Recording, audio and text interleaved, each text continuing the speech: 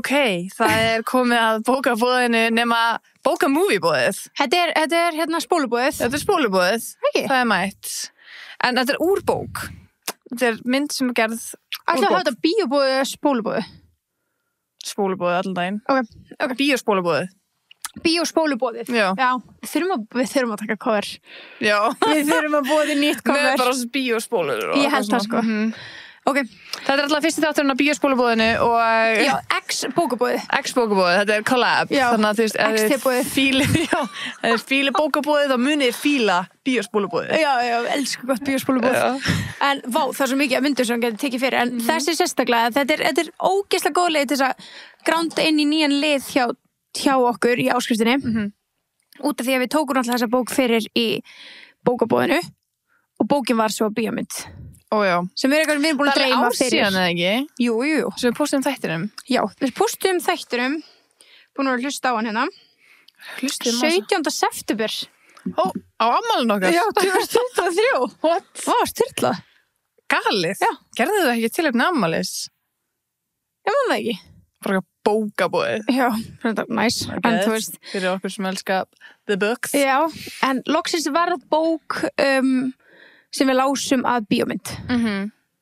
Það er styrlað. Já. Á stuttum tíma líka. Já, það var að byrja mest að framleiða hana. Já, en þú veist, fyrir okkur við þurftum ekki að bíða nema ár. Nei. Nefnum að sumi kannski að bíða 3-4 ára eða eitthvað. Já, einmitt.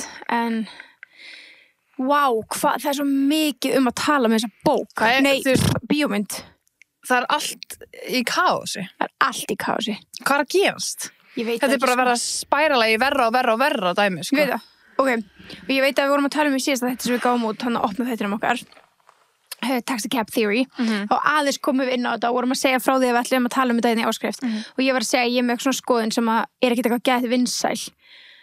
Og ég ætla bara að let her out, bara right now, svo ræðu þetta. Okay. Að því ég sagði þetta í afmælinu við nokkra stelpur og það eru bara, what the fuck are you on about, sko. Þól ekki Blake Lively. Hefur aldrei þólað hana? Nei, elska hana. Ég elska hana eitthvað svo sem núna er ég bara... en fólk er ekki sammála, sko.